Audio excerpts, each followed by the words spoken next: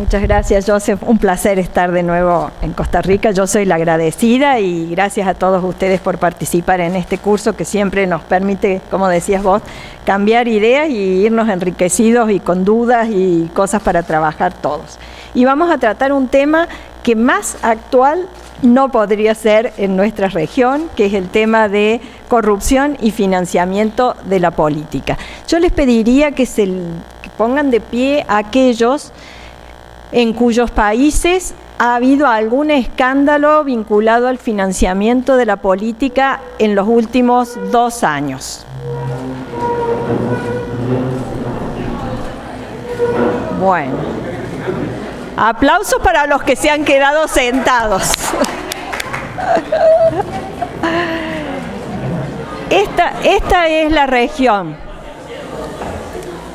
Esta es la región y lo que ustedes acaban de hacer es la demostración de que este es un tema general. Estas son las marchas que hemos estado viendo, son los nombres que han empezado a sonar en los últimos 2 años. El escándalo del Panama Papers, después, con mucho acento, Odebrecht, que se expande como una marcha de aceite en la región.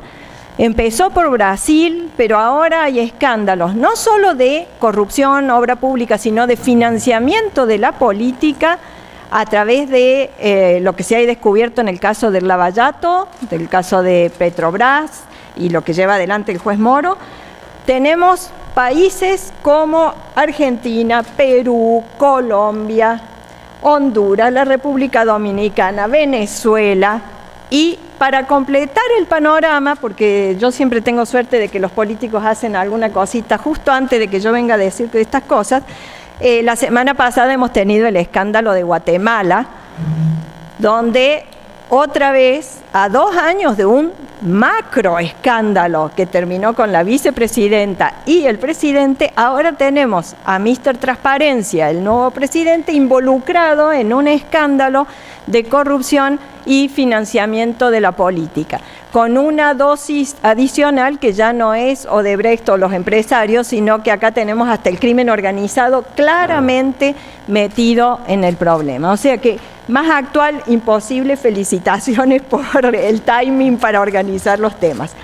Y echemos un vistazo, a lo mejor a alguno de los presentadores ya ha hecho referencia. Este es el mapa que surge del índice de percepción de corrupción que hacemos en Transparencia Internacional todos los años, desde hace casi 20. Este es el resultado para el 2016, se publicó en enero de este año, y es una escala que va de 0 a 100, donde 100 son los países que están en color más claro, y 0 son los países corruptos, los que están en colorados. Y como ustedes verán, el mapa está bastante colorado. En esta edición se han analizado 176 países. Esto es un índice de percepción de corrupción. El problema con la corrupción es que es difícil de medir, porque algunos proponían, analicemos, por ejemplo, las causas de corrupción que hay en la justicia. Pero eso no significa que haya más o menos, porque puede haber mucha corrupción y pocas causas en la justicia, o muchas causas en la justicia porque se es eficiente para luchar contra la corrupción. Esto mide la percepción de los decisores, de los académicos, de los expertos, de los empresarios en cada país respecto al sector público. Después Transparencia tiene otras mediciones como el Barómetro Global de Corrupción, que es una encuesta que se hace a la ciudadanía sobre experiencia de corrupción. Las pueden ver todas en nuestra página. Los países que siempre quedan rankeados mejor son más o menos siempre los mismos, que son en este caso Dinamarca con 90 puntos, Nueva Zelanda con 90 puntos, Finlandia 89, Suecia 88, Suiza 86, Noruega 85. Y los peores, Somalia, que saca 10, un poquito mejor Sudán del Sur, que saca 11, Corea del Norte, que saca 12, Siria 13, y Yemen y Sudán, que tienen 14 puntos. Pero eso nos puede parecer lejano a nosotros, entonces echemos una mirada a dónde estamos nosotros. Y lo que me interesa destacar acá es que no hay un problema del ADN latino igualado a corrupción. Hay países que comparten con nosotros el origen latino, que por ejemplo son muy cercanos a Argentina, que siempre están súper aplazada. En Argentina para pasar una materia hay que sacar 4 de 10 puntos. Nosotros siempre estamos abajo del 4, no logramos salir adelante. Y al lado nuestro tenemos a Chile y a Uruguay, que son prácticamente como nosotros. Y sin embargo, rankean mucho mejor. Esto no tiene que ver entonces con una maldición que dice que los latinos somos corruptos y los anglosajones no lo son. Lo que tenemos que tener en cuenta es que corrupción hay en todas partes del mundo. Lo que diferencia a los países en el color, en ese mapa que hemos visto recién, es cuál es la reacción frente a la corrupción. La reacción institucional y la reacción social frente a los casos de corrupción. ¿Qué producen los casos de corrupción? ¿Cómo la ciudadanía y las instituciones actúan cuando hay casos de corrupción? ¿Cuántos de ustedes conocen el caso del Toblerone? Levanten la mano. Bueno, el Toblerone, el chocolate. El caso de... ¿Ustedes conocen el chocolate o el caso del Toblerone? Toblerone creo que lo conocen bastante, si no el de marketing debe estar problematizado acá. El caso del Toblerone, que se conoce como Toblerone Gate, es un caso de corrupción en Suecia en 1995. Una ministro que era la vicejefa de gabinete, 30 y pico de años, una carrera promisoria, sale de trabajar un día en el auto oficial para a cargar gasolina y en la tienda de la estación de servicio compra un paquete de pañales, una barrita de Toblerone y paga con la tarjeta del ministerio la nafta del coche oficial, el combustible, los pañales y el Toblerone. 7 de la tarde, a la mañana siguiente, 8 de la mañana, lo primero que hace la ministra es ir al departamento de contabilidad del ministerio con el importe de un paquete de pañales y un Toblerone. No sé cuánto costarán acá los pañales, pero obviamente no era un gasto de los que estamos acostumbrados. Eso fue a las 8 de la mañana, a las 12 tuvo que presentar su renuncia, porque era inconcebible que un funcionario público osara usar la tarjeta de crédito del Estado para pagar gastos particulares, aunque hubiera venido a devolverlo al día siguiente. Demoró 15 años en volver a empezar su carrera política porque la sociedad no perdona esa falta de conducta. Cierren los ojos y piensen en los países de cada uno de ustedes y levanten la mano los que crean que por comprar el paquete de pañales y el Toblerone algún ministro hubiera tenido que renunciar. ¿Cuántos? 2. Muy bien, para salvar... ¿Tú eres de Uruguay? Exactamente. Bueno, pocas manos levantadas. Eso es lo que diferencia a los países unos de otros. Hay casos, pero ¿cómo se reacciona?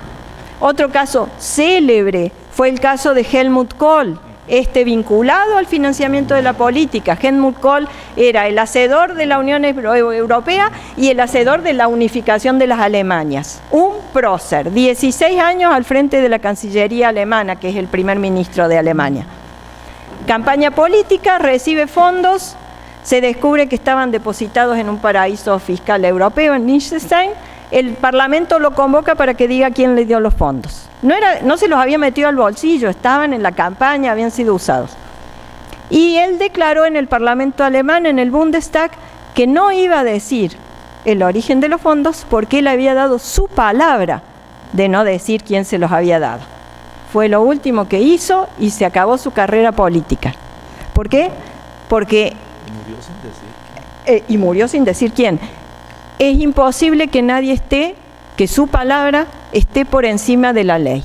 La ley decía que había que decirlo, de dónde venían los fondos, y este señor sería muy importante, pero su palabra no podía estar por encima de la ley. Y tan fue la reacción, y se acabó su carrera política, y como vos decís, se murió sin decir quién se los había dado esos fondos, pero tal era el respeto de la sociedad hacia él, no como funcionario, sino como persona, y tal era la confianza que tenían que no se había robado nada, que la multa que le impusieron fue fenomenal por haber violado la ley de financiamiento. Obviamente no tenía fortuna para pagar eso, se hizo una suscripción pública. La ciudadanía puso el dinero para que este gran hombre caído en desgracia pudiera pagar la multa, pero funcionario público nunca más. La diferencia de dónde estamos acá es cómo reaccionamos frente a la corrupción. ¿Y por qué el tema está en la agenda? El tema del financiamiento vinculado a la corrupción.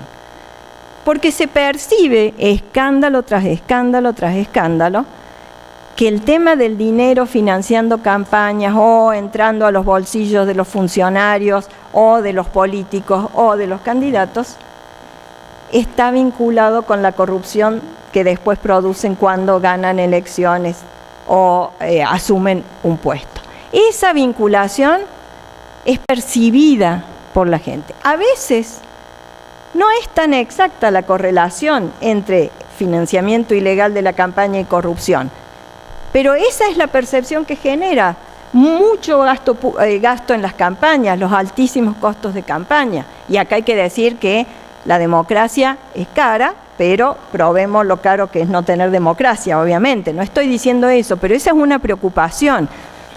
Hay de Perú, había gente, vi en Twitter que se habían sacado una foto, ¿no? ¿Aquí están presentes de Perú? ¿Qué pasó con el financiamiento público en Perú que estaba en la ley y durante muchísimos años no existió en la realidad? Nadie se animaba a poner realmente en el presupuesto el dinero porque había una reacción de la comunidad que cómo vamos a estar financiando con dinero público a este colectivo, corporativo, que es la política o los políticos. Y lo que sucede en materia de corrupción y financiamiento de la política es que hay una cadena. Escándalo, ley. Nuevo escándalo, corrijamos la ley. Otro escándalo más y seguimos corrigiendo. Yo digo que en Argentina, cada vez que se produce un escándalo, y hemos tenido, somos maestros en eso, cada vez que se produce un escándalo, se dice, este sí que es un punto de inflexión. Ahora la historia cambia. Lo dijimos el año pasado cuando descubrimos que se guardaban los fondos en un dragón de metal en el barrio privado de un político amigo del gobernador de la provincia, y nos pareció que la figura del dragón, imagínense un dragón hecho en metal para guardar la fortuna que se robaban del erario público. Eso nos pareció que era un punto de inflexión.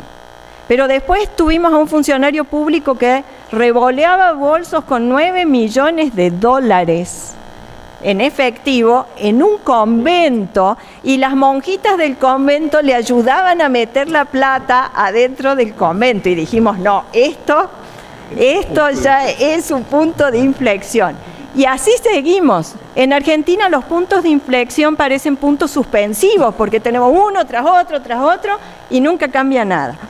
La desconfianza en las instituciones y la inconformidad o insatisfacción con el producto de la democracia es otro factor de contexto que ayuda a esta vinculación. Si ustedes ven anualmente el Latino Barómetro o siguen la encuesta La Pop sobre la percepción de democracia en Latinoamérica, en las Américas en general, van a ver que estos dos factores de contexto están siempre presentes, y eso es lo que hace que pongamos el tema o que el tema aparezca en la agenda pública.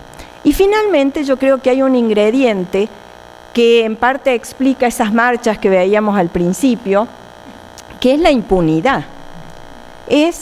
Acá no pasa nada. Ustedes han escuchado a muchos políticos decir, vamos, o a funcionarios que investigan, vamos a ir hasta las últimas consecuencias. Yo después de años he llegado a una conclusión. Las últimas consecuencias debe ser el nombre de un restaurante. Y hasta ahí irán, porque si las últimas consecuencias son lo que mi abuelo español creía que era la sanción cuando uno hacía una cosa mal, ahí no hemos llegado ni vamos a llegar por mucho tiempo como regla general. Y esa impunidad es parte del problema que tenemos. Y esa impunidad va acompañada no solo de la falta de reacción o de sanción institucional, judicial, penal, sino de la tolerancia de la ciudadanía, la indiferencia de la ciudadanía. ¿Cuántas veces los ciudadanos dicen, no, bueno, pero yo no soy político, no soy rico, no puse plata para la campaña y esto qué tendrá que ver conmigo?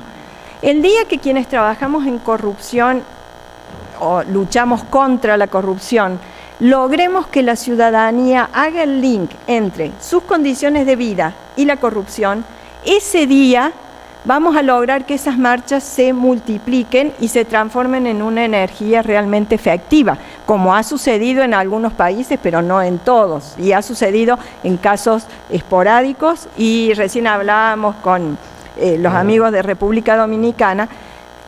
En Latinoamérica es claro que hay, entre las tendencias nuevas en materia de corrupción y lucha contra la corrupción, las movilizaciones sociales han aparecido como un actor importante.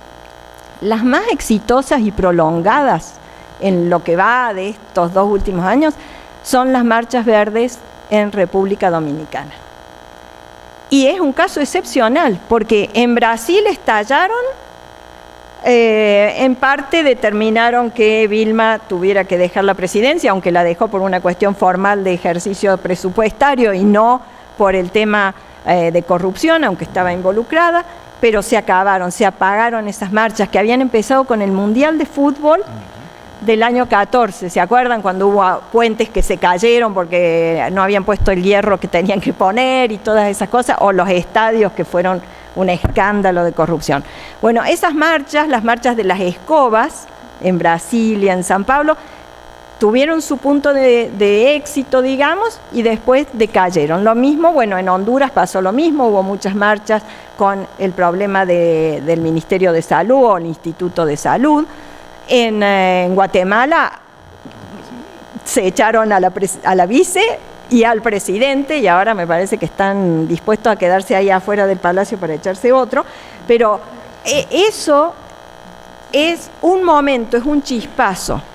Y es muy difícil canalizar esa energía por la transparencia cuando llega el momento de la post-indignación. ¿Qué hacemos con eso? Me contaba la gente de Dominicana que ahora están haciendo consultas para ver qué quieren las marchas verdes.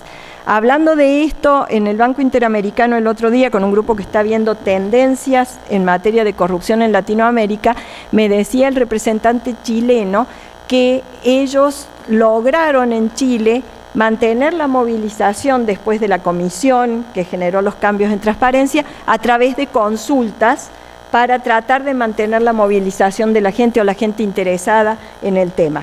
Porque si no, lo que prevalece es roban pero hacen, todos son iguales, o más modernamente, como dirían los chicos, es lo que hay. Y como es lo que hay, entonces no hay nada que hacer y seguimos adelante. Esto que estamos conversando, que implica mucho dinero e implica muchas decisiones y actos de gobierno y políticas públicas que se toman, tiene que ver esencialmente con la democracia. Esto no es una curiosidad malsana de algunos que nos interesamos hace 30 años por el tema de cómo se financiaban los partidos y seguimos preguntando y averiguando e investigando. Esto no es curiosidad por curiosidad. Esto tiene que ver con la calidad de la democracia. Tomen cualquier definición de democracia que se les ocurra. Cada una de las características de la democracia se puede ver afectada por el financiamiento de la política, por la forma en que se organizan ese tema. Cada una. La igualdad, hablando de derechos humanos, la igualdad. ¿Somos todos iguales frente a los decisores públicos? ¿Ustedes creen que si cualquier ciudadano de a pie llama a la oficina del presidente, recibe la misma atención que recibe aquel que financió nutridamente una campaña, aunque no sea el único. En El Salvador, hace unos años, hablando sobre transparencia en el financiamiento, en una mesa donde había empresarios, después de decir estas cosas, dijo, bueno, levantó la mano y dijo, bueno, yo voy a terminar con esto del mito. La campaña del presidente en ejercicio la financié yo solo. Muy bien. Aunque haya más de uno, ¿a quién atiende prevalentemente o preferentemente el funcionario? ¿Somos todos iguales ahí? ¿Son todos los intereses de todos nosotros igualmente tratados cuando hay que tomar decisiones de política pública? Pareciera que no. Esto afecta directamente a la igualdad, que es uno de los derechos humanos clave en el plexo de derechos humanos de la región, del plexo americano y en el mundo entero, y que hace a la calidad de la democracia. La inclusión, la participación. ¿Cómo vamos a participar realmente si no tenemos ninguna información? Si no sabemos quién está detrás de los candidatos, si no sabemos quién está poniendo los fondos, si no sabemos, y afectando la representación, si no sabemos si estos señores que votamos periódicamente nos representan a nosotros o son empleados de otras personas y están representando a otras personas. Eso es lo que estamos discutiendo. No estamos discutiendo cuánta plata más o menos pone cada quien. No es ese el centro de nuestra discusión. El centro de la discusión en materia de corrupción y financiamiento de la política es calidad de la democracia, calidad de la relación de representación, el voto informado. Cuando nos vamos a hacer una operación quirúrgica, nos hacen firmar un consentimiento. Bueno, jurídicamente, y acá debe haber muchos abogados, jurídicamente para que el consentimiento sea válido, tiene que ser un consentimiento informado. ¿Por qué el voto tiene que ser un consentimiento a ciegas? ¿Por qué nos vamos a regir únicamente por la sonrisa de dentífrico del candidato, la cantidad de niños que besa o ahora más modernamente la cantidad de selfies que se saca?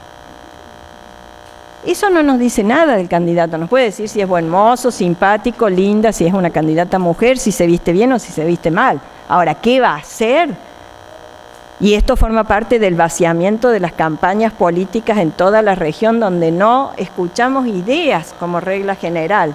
Escuchamos eslóganes que han escrito los marketineros contratados para que en menos de 30 segundos pueda decir una idea que tenga gancho y que tenga que ver con las encuestas últimas que se han hecho. Eso es lo que estamos discutiendo, el Estado de Derecho, la competencia. Y dicen los tratados de derechos humanos, elecciones libres, competitivas. ¿Son competitivas las elecciones? ¿El financiamiento de la política influye en esa característica de la competitividad de las elecciones? ¿Son realmente libres? ¿Todos pueden participar en condiciones de igualdad? No me refiero solo a los electores que votamos, también hay que mirar los derechos de los que compiten en las elecciones. Y yo tengo mis dudas si el financiamiento de la política muchas veces no es un obstáculo, una barrera, una ventaja desmedida para unos versus otros, ni hablar de cuando se trata del abuso de los recursos públicos en una competencia. Eso es lo que estamos discutiendo, las libertades y los derechos, la gobernabilidad y la gobernanza, y esto es muy importante. Cuando se producen los casos de corrupción, después de muchos años de predicar, y creo que hay algún periodista de investigación, porque vi un video hoy en Twitter de los asistentes al curso de una señorita, pero no me acuerdo el nombre, que dice que es periodista de investigación. Cuando los periodistas de investigación se topan con casos de corrupción, hoy por hoy van a ver si no está vinculado con el financiamiento de la política. Hace años eso había que explicárselo a quienes investigaban corrupción. ¿Por qué no miras si no está entre los aportantes de la campaña?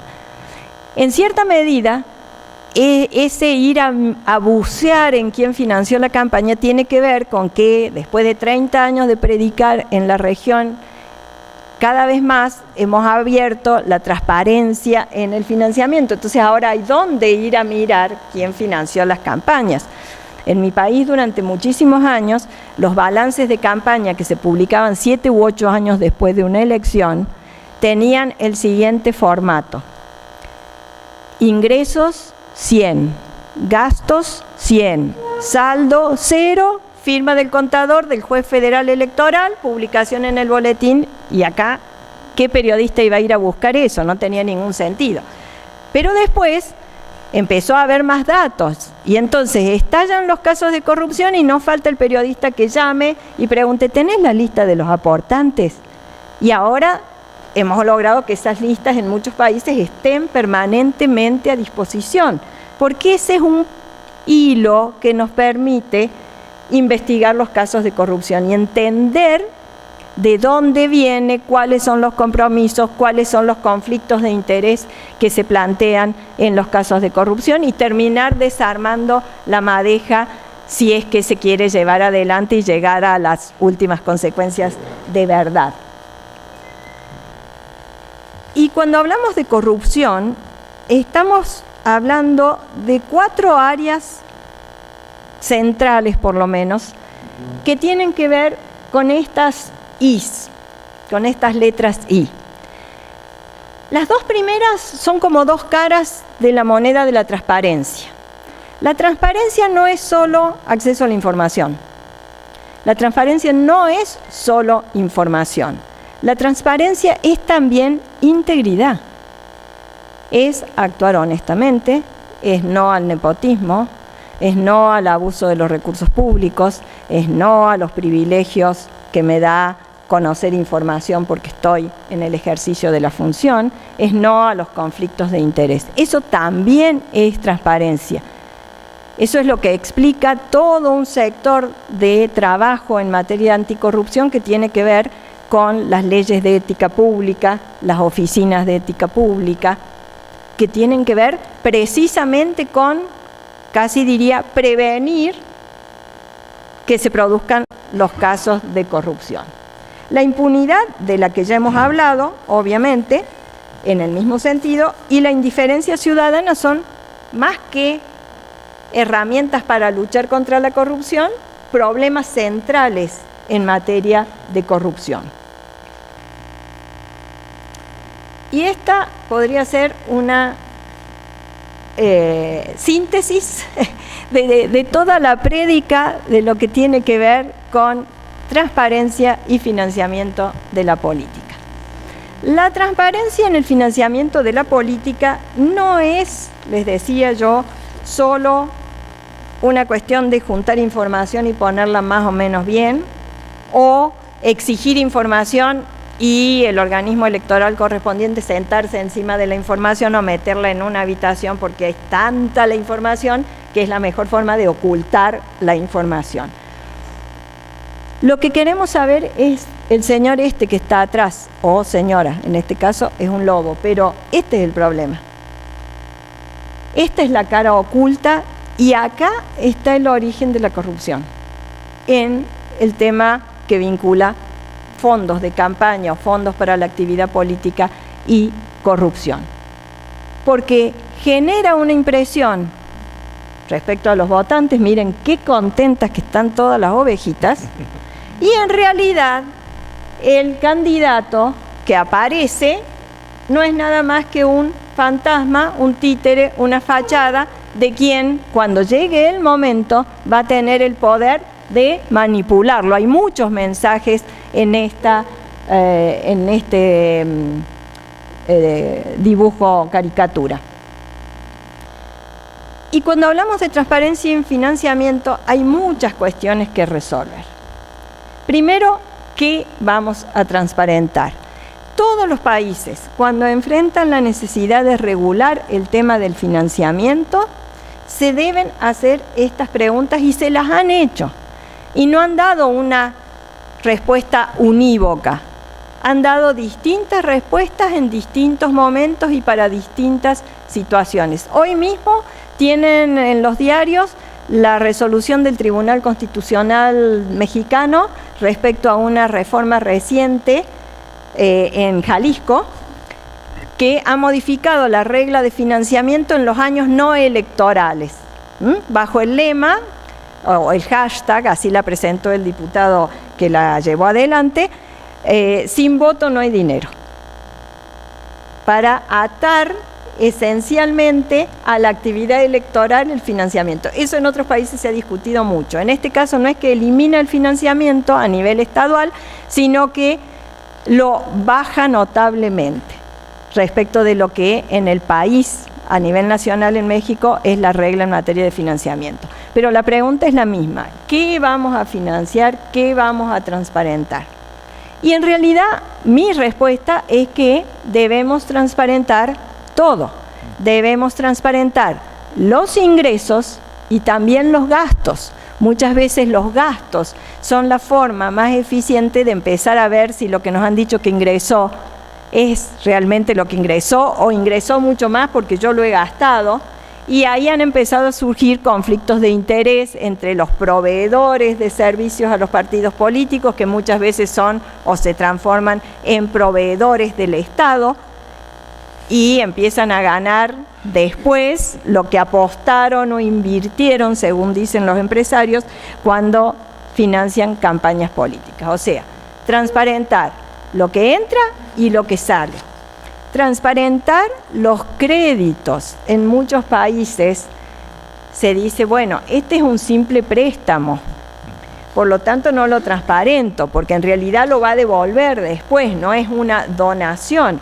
El tema es que el préstamo genera los mismos conflictos potenciales de interés que la donación, sobre todo porque en muchos casos el financiamiento público llega en forma de reembolso y la plata hace falta antes de la elección, no después. Entonces, el que presta el dinero, el que da el crédito, aunque lo recupera, está generando una presión sobre quien lo recibe, y esa relación es muy probable, y en muchos países ha pasado, se transforma después en un conflicto de interés que determina la existencia de algún caso de corrupción. Hay que informar sobre todos los actores relevantes en la cuestión. Y este es un tema que en Latinoamérica debemos afrontar, porque la mayoría de los países está trabajando sobre los partidos políticos, o lo que hoy queda de los partidos políticos, porque en muchos países ahora se llaman espacios o se llaman un líder y unos seguidores, que después van a cambiar de líder y los seguidores también se van a ir con otro, pero bueno, en la ley, las leyes en general en nuestra región siguen hablando del financiamiento de los partidos políticos. Mientras tanto, los candidatos siguen recogiendo fondos y haciendo gastos de campaña sin estar alcanzados por la ley. Eso hay que corregirlo. En muchos países se está trabajando en ese sentido.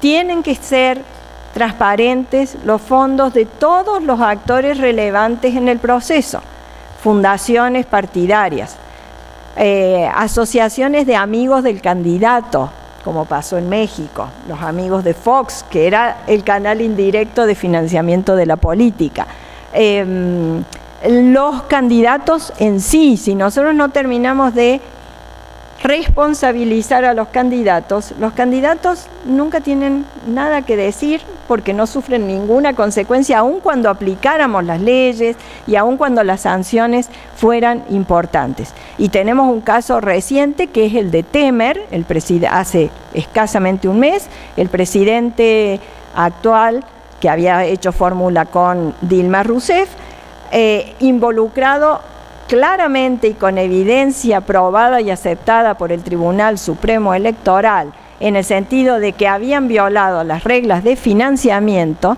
y en la legislación brasileña eso se castiga con la pérdida del mandato ganado, o sea que se acababa y el señor se tenía que ir. Después de todo lo que hace Moro, el Tribunal Supremo Electoral decidió, con una mayoría de personas nombradas por el presidente recientemente o amigos del presidente, por 4-1, el uno era el que había llevado a la investigación, pobre, que no había nada que sancionar y lo sobreseyeron. Entonces, tenemos que mirar a los candidatos y además cuando los hemos mirado y han cometido una violación en medio de grandes escándalos de corrupción, como los que se han probado en el caso de Brasil, tenemos que lograr que se sancionen efectivamente. ¿Quién informa y quién responde? Eso tiene que ver con lo que decíamos. Muchas veces el responsable de informar en realidad es un simple perejil, es decir, alguien que en la estructura partidaria no tiene ninguna relevancia. Por lo tanto, a los grandes capitostes de los partidos, espacios o movimientos les importa muy poco lo que le pase a ese que va a responder. Eso es algo que hay que mirar. ¿Quién va a terminar respondiendo el día que lleguemos al restaurante ese, las últimas consecuencias? ¿Cuándo hay que transparentar? Y esto tiene que ver otra vez con lo que hablábamos antes de la calidad de la democracia y la representación. Lo ideal es que la transparencia sea antes de la elección y después de la elección. Si yo solo informo después de la elección, le estoy quitando al ciudadano un derecho de participar informadamente en la política.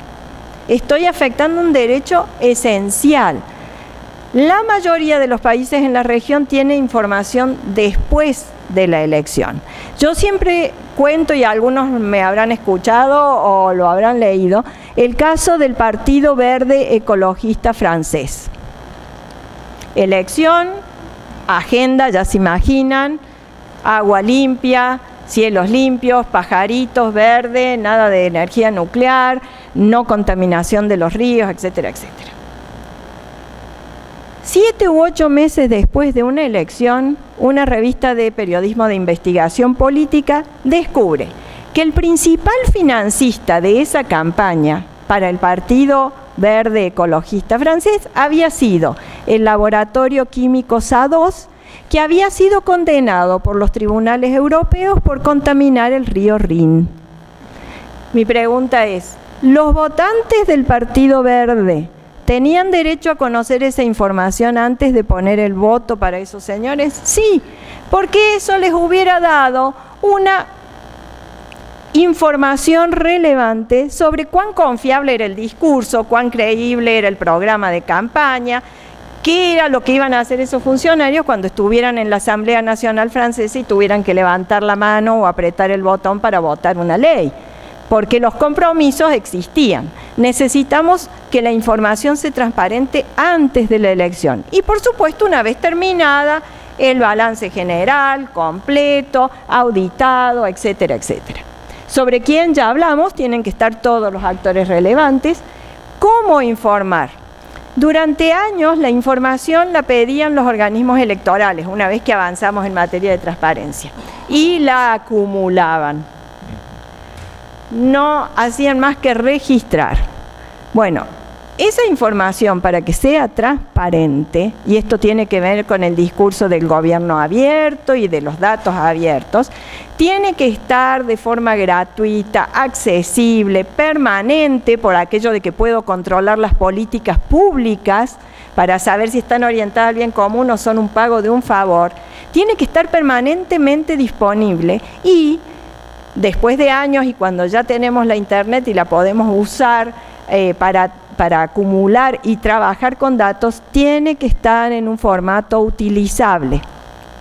Hace 10 años, cuando logramos poner los PDF de las declaraciones de los partidos en internet, nos consideramos muy afortunados. Pero claro, cruzar información, sacar consecuencias de eso, era muy difícil con un PDF.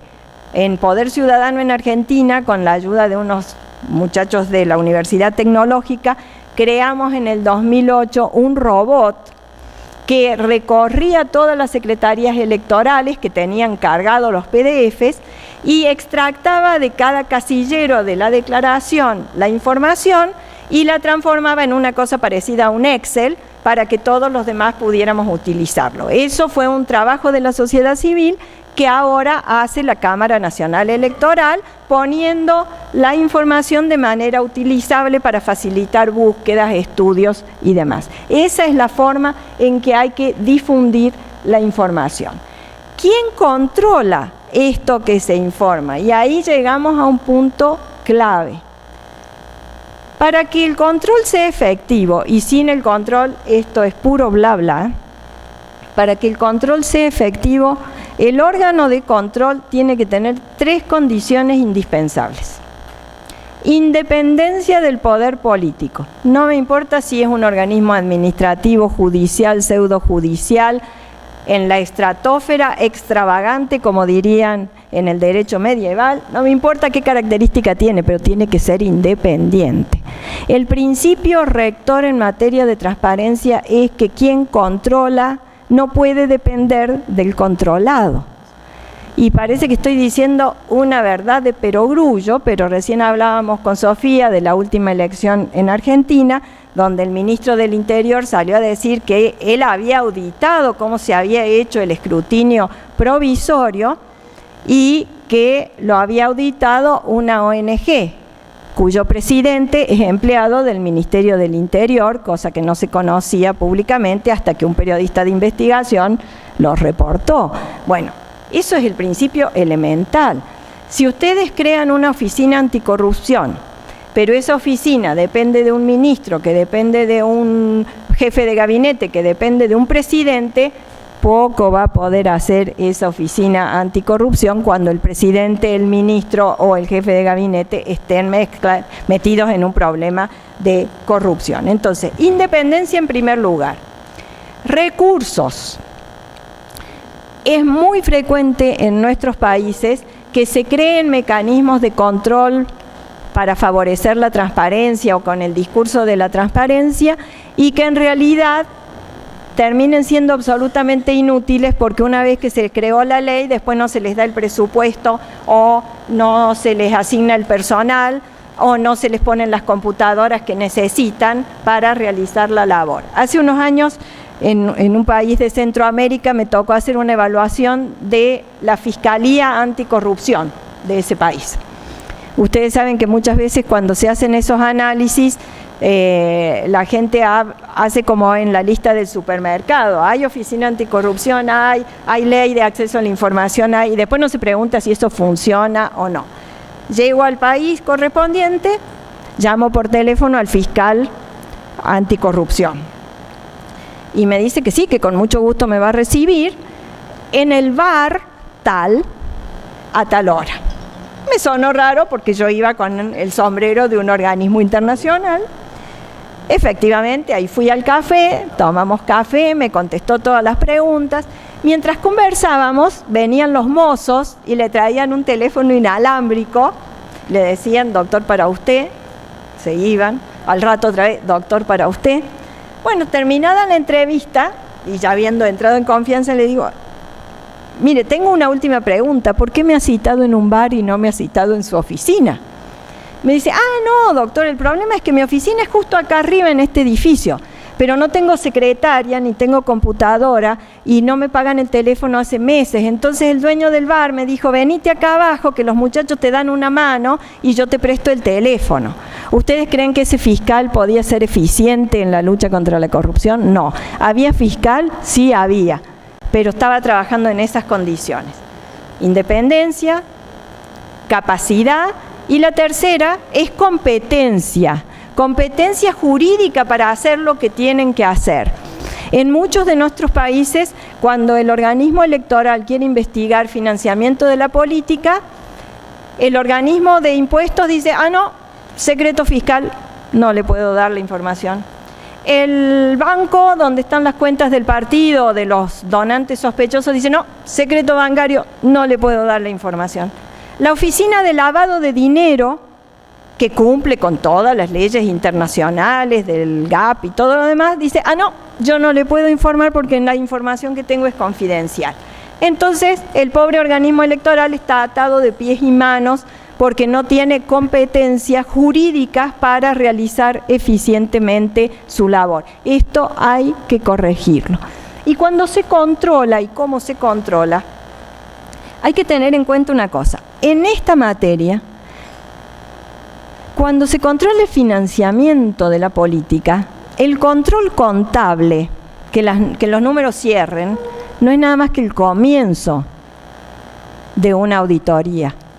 Lo que se busca es la verdad de esos aportes, no que la suma y la resta cuadren, sino si el donante X, que es un ciudadano que impositivamente está en la última categoría porque recibe una pensión mínima, puede ser el que esté donando $2 millones a una campaña. Las cuentas pueden cerrar, pero eso es solo el principio. Lo que hay que averiguar es la veracidad de la información. Y para eso es que necesita capacidad el órgano de control, para cruzar información con otros organismos, y cuando veamos los desafíos a los que nos enfrentamos ahora, van a ver que uno de los desafíos centrales requiere no solo trabajar con los organismos nacionales, sino trabajar globalmente. El cruce de información entonces es central. ¿Qué sanciones se aplican? Acá tenemos uno de los desafíos en la región. Las sanciones en general son débiles para cualquiera de los actores involucrados. En alguna ocasión, un empresario de medios que había violado las normas de publicidad, pasando más avisos de los que tenía que pasar, fue convocado por el tribunal, y cuando el tribunal le iba a aplicar la sanción, el empresario le dice a su abogado: decile que cobre el doble. Es cierto que la sanción por ley era una tontería total, porque los números con las inflaciones de algunos de nuestros países habían quedado absolutamente fuera de lugar. Pero el señor que quería que le cobraran el doble no era por un tema de que le parecía poco, sino porque estaba por cometer otra violación al día siguiente, publicando o dando publicidad otra vez en contradicción con la que la ley establecía. Entonces, porque las sanciones débiles, sanciones que llegan tarde, sanciones que se dictan pero después no se ejecutan, ese es un problema central. Y quién va a hacerse responsable, quién va a pagar las consecuencias, tiene que ver con esto de las sanciones. Y este es uno de los problemas centrales en la región. El nombre de la grieta es muy familiar para los argentinos, porque estamos agrietados por todos lados, y nosotros nos referimos con la grieta a la división social que se instauró entre kirchneristas y antikirchneristas. Pero en este tema lo que tenemos es una brutal grieta entre las reglas, las normas. Los latinoamericanos en general escribimos lindo, las leyes están lindas escritas. El discurso de los políticos, sobre todo en campaña, todos son transparentísimos y hacen unos discursos maravillosos, y las prácticas. Y esto es algo que nosotros tenemos que medir.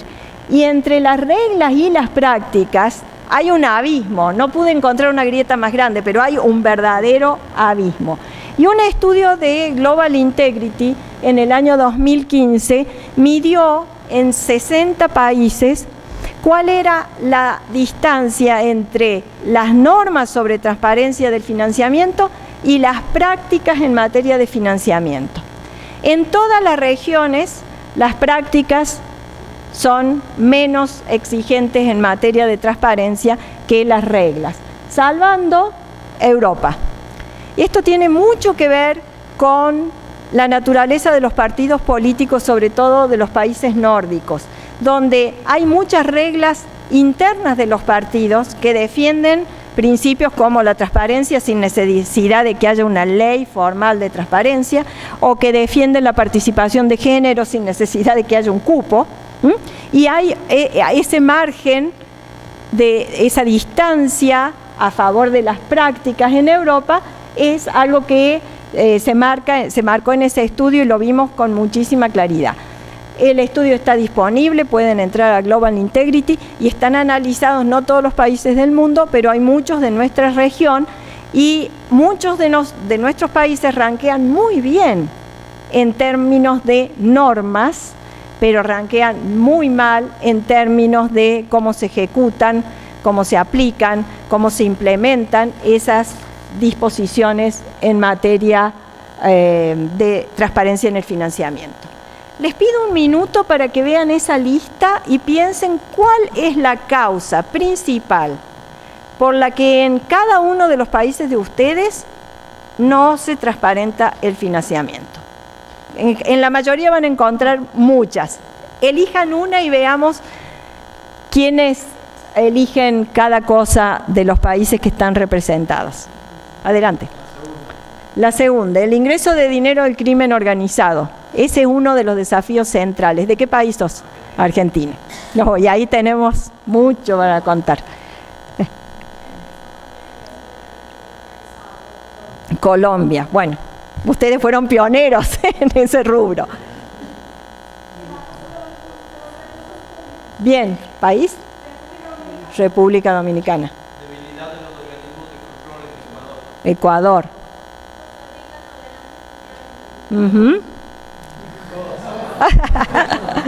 Allá. Clientelismo también, un ejemplo paradigmático.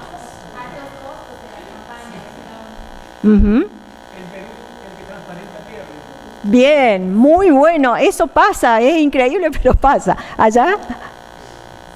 Sí, tú. ¿País? Chile. ¿Al fondo? Impunidad, bien. Clientelismo. ¿Alguien más? Todos. Obviamente en muchos se repiten, pero la verdad es que si uno analiza país por país siempre hay alguna cosa que destaca y eso nos puede dar una clave de por dónde empezar a abordar este problema. Y todo esto que puede ser visto en clave de financiamiento de la política tiene que ver con la corrupción, ¿eh? Todas tienen que ver con la corrupción. Los temas estos están tan imbricados, que por ejemplo en inglés se habla de political corruption directamente y ese término es el equivalente de financiamiento ilegal de la política para nosotros. Directamente corrupción política es la corrupción en materia de financiamiento. ¿Cuáles son las tendencias en América Latina?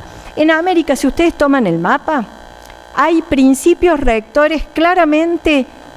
3 principios rectores del norte al sur en materia de financiamiento de la política, en general, no solo de transparencia, sino de cómo se organiza el sistema. En Canadá, el principio rector es la transparencia. Tienen un organismo con capacidad para controlar casi todo. Por ejemplo, descubrieron, analizando los domicilios de los donantes, que una empresa registraba a todos sus trabajadores como donantes para un solo partido. ¿Por qué? Porque el domicilio de salida de la donación era el de una empresa, pero eran miles y miles de archivos sueltos que había que cruzar. En Estados Unidos el principio es la libertad de expresión.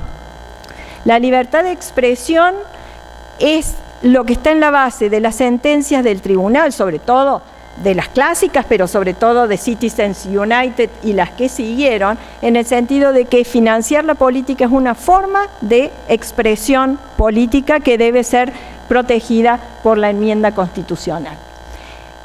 De Estados Unidos para abajo, el leitmotiv y el principio rector es prohibamos, regulemos, categoricemos, pongamos límites, porque tenemos una confianza casi ciega en el poder de las normas, aunque somos sociedades anómicas, así que tenemos ahí una paradoja. No confiamos en el valor de las normas, pero creemos que sancionando normas que prohíban, limiten y pongan topes, hemos solucionado los problemas. ¿Qué se ve en la región?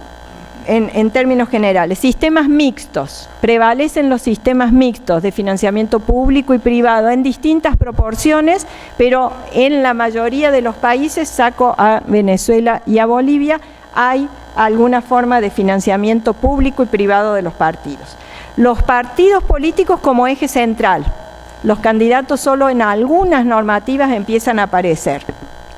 La prohibición, la proliferación de límites y prohibiciones, muchas nada más que por la galería. Por ejemplo, la duración de campañas. Acortemos las campañas porque así se va a gastar menos. Y en los sistemas presidencialistas, las campañas son eternas o permanentes porque existe un sistema de mandato fijo. Entonces, cada tantos años vamos a tener una elección. No es como en los sistemas parlamentarios, donde se puede disolver el Parlamento, se puede perder un voto de confianza y hay que convocar a elecciones nuevamente. Entonces las campañas son forzosamente cortas. Nosotros sabemos, mientras mantengamos la democracia, y ojalá sea para siempre, cada cuánto vamos a tener elecciones. Al día siguiente de una elección ya están pensando en la elección siguiente. La transparencia como regla está después de la elección. Un trabajo muy fuerte en materia de medios con la franja de publicidad gratuita o el nuevo avance, la prohibición absoluta de contratación privada de espacios para propaganda en medios audiovisuales. Esa es la tendencia. Eso no ha significado en ningún país que se hayan bajado los gastos de publicidad ni los gastos generales de la campaña, pero con ese objetivo se crearon. La prohibición del aporte de personas jurídicas, esto es como tapar el sol con un arnero. Cuando yo prohíbo que las personas jurídicas aporten, lo que estoy haciendo es incentivando a esas personas jurídicas que van a seguir aportando porque tienen interés en aportar, que escondan sus aportes por debajo de la mesa o los disfracen de los aportes de los gerentes, las familias, los empleados o lo que fuera. Y como esto lo hacemos para controlar política pública, si yo sé que la empresa Asfaltos Negros o Pavimentos Negros es la que financió una campaña y hay un problema en la contratación pública, puedo hacer el link fácilmente. Ahora, si Asfaltos Negros no puede financiar porque la ley lo prohíbe, y lo que yo registro es que María, Pedro, Diego, José y demás han aportado, cuando haya un problema de contratación pública, hasta que yo llegue a Pavimentos Negros me va a faltar muchísimo tiempo en la investigación. El control por una autoridad electoral independiente en la mayoría de los países, todavía hay algún resabio del control por parte de un ministerio del gabinete. El financiamiento institucional para los partidos en años no electorales, para su funcionamiento, el financiamiento de las primarias o precampañas y el financiamiento de las campañas. Esto ha ido creciendo, cada vez se financian más aspectos de la actividad de los partidos políticos, y una cosa que caracteriza a la región es el financiamiento orientado a determinados fines. Capacitación en primer lugar y después el financiamiento ordenado o enderezado a el apoyo de la participación de género en la política. Latinoamérica es pionera en el trabajo de normas de financiamiento para fomentar la participación de mujeres en política.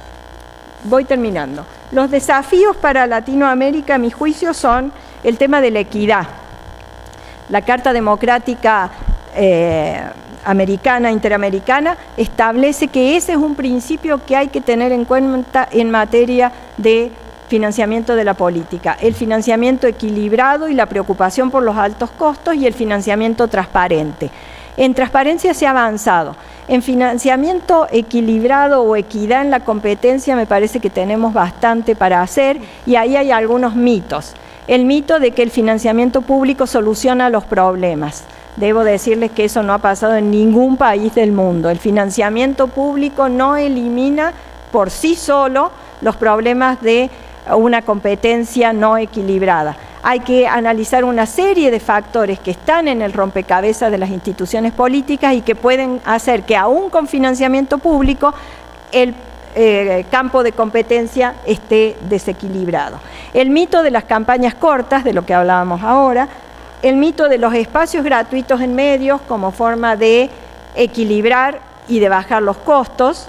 Esto no siempre es así.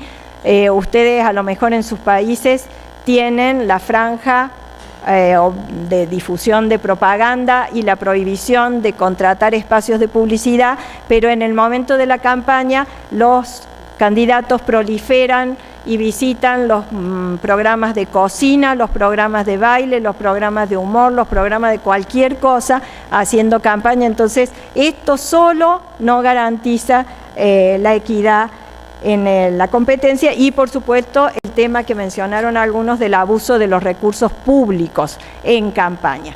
Este es un tema central que hay que abordar seriamente si queremos lograr una competencia equilibrada. Segundo tema, la impunidad. Ahí hay que corregir el tema de las sanciones, porque en muchos casos son débiles, de las sanciones que no se aplican, de las sanciones que llegan tarde. Sancionar a alguien por una campaña política 15 o 20 años después de esa campaña política es lo mismo que nada, ya nadie se acuerda. En Argentina hace un tiempo, este mismo año, hace 2 meses, empezó el juicio para alguien que había sido ministro en los años 90. Y yo, dando una clase con mis alumnos de 20 años, pregunté, ¿ustedes saben quién es fulano? Obviamente no tenían ni la menor idea de quién era ese fulano 20 años después. Obviamente de los presidentes por ahí se acuerdan, pero del resto de los funcionarios involucrados en corrupción, muy poco.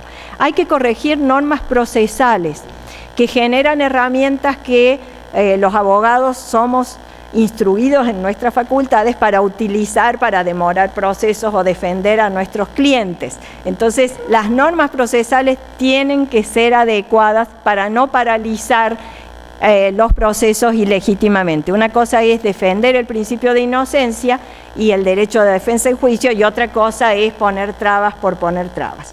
Y trabajar en materia de impunidad en la corrección de la indiferencia social para estos temas. Último desafío, y para mí el más difícil, es el tema del crimen organizado. Sobre esto podríamos hablar eternamente, lo hemos hecho alguna vez aquí en Capel.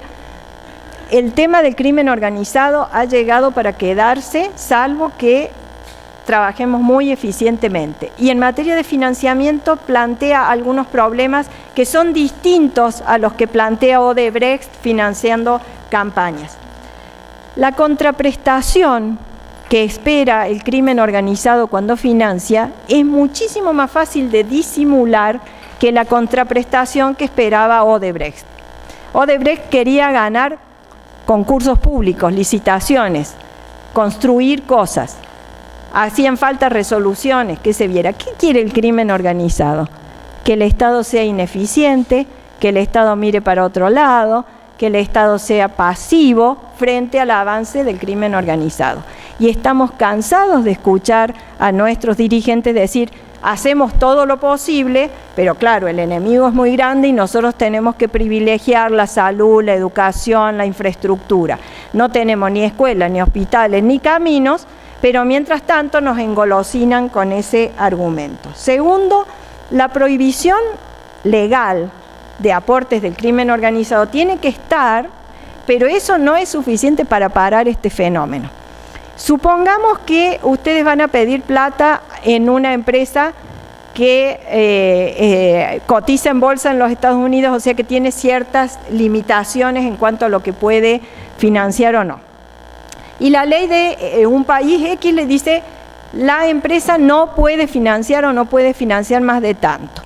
El CEO de la empresa les va a decir, bueno, yo tengo una prohibición legal, a ver cómo hacemos. En todo caso, les va a pagar algún servicio, pero no les va a financiar groseramente una campaña porque tiene un problema legal en potencia. ¿Ustedes se imaginan a un capo de un cartel narco al que el abogado, que seguramente será el abogado más famoso del país, le diga, mira que la ley de financiamiento dice que no le podés dar plata al candidato a presidente, a gobernador, a intendente? ¿Ustedes creen que a algún jefe narco el hecho de que algo sea ilegal le hace alguna cosquilla? Ninguna. Entonces, las herramientas que durante muchos años hemos trabajado para enfrentar a los grandes intereses no son las mismas que tenemos que usar cuando tenemos que enfrentar un nuevo actor, que es el crimen organizado financiando la política. El tercer desafío es que este es un fenómeno global de entrada local. La compañera de Colombia hablaba de este tema y ustedes tuvieron campañas presidenciales financiadas por narcotraficantes. Y tuvieron a un capo diputado nacional. ¿Qué ¿qué ha pasado con las bandas criminales en toda nuestra región? Han bajado al nivel local, porque el nivel local en materia de financiamiento es mucho más barato. Es más barato financiar a un intendente, un alcalde, que financiar a un presidente. Es menos visible. Cuando se tratan estos temas y la corrupción se está poniendo el foco en lo nacional, es más difícil de controlar. Los medios no hablan de lo que está pasando en la intendencia cualquiera o en la alcaldía perdida en la frontera, y para el negocio es mucho más eficiente tener comprado al juez de paz, al comisario y al intendente que tener que empezar a bajar con una orden desde arriba. Eso en lo local, pero como el problema es global, el organismo electoral de cada uno de nuestros países aisladamente no puede enfrentar este problema. Necesita trabajar coordinadamente con otros organismos nacionales y con organismos internacionales o extranjeros. ¿Hacia dónde avanzar? Yo propongo mayor transparencia en general, no solo en el financiamiento, sino en las contrataciones públicas, en las decisiones públicas. Ampliar la transparencia sirve como como poner el cartel "cuidado con el perro" en la casa, porque disuade a algunos si saben que tienen más chances de ser descubiertos. Establecer límites razonables y aplicables, no es cuestión de poner cientos de límites y después no dar herramientas para controlarlos.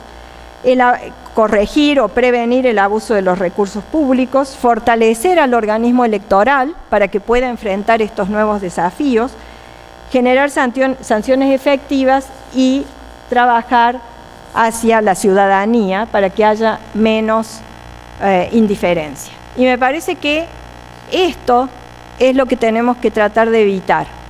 Hay que tratar de consolidar los avances en materia de reformas anticorrupción. Estos dos señores podrían ser, en la situación de Brasil, el juez Moro y el fiscal Janot, trabajando hacia adelante en los casos de corrupción, descubriendo y sancionando, pero hay que tener en cuenta que las negras también juegan. En Brasil se intentó pasar una ley de amnistía hace 6 meses para las violaciones a las normas de financiamiento de la política en medio de este escándalo. En Guatemala se intentó poner un artículo en medio de una ley ómnibus que no tenía nada que ver con el tema, a ver si pasaba, hace 4 meses. Las negras juegan, hay que estar atentos, hay que tratar de consolidar lo que hemos hecho. Y mi fórmula, volviendo a las I, sería conseguir más información, más integridad, menos impunidad y menos indiferencia. Y lo dejo acá para sus preguntas.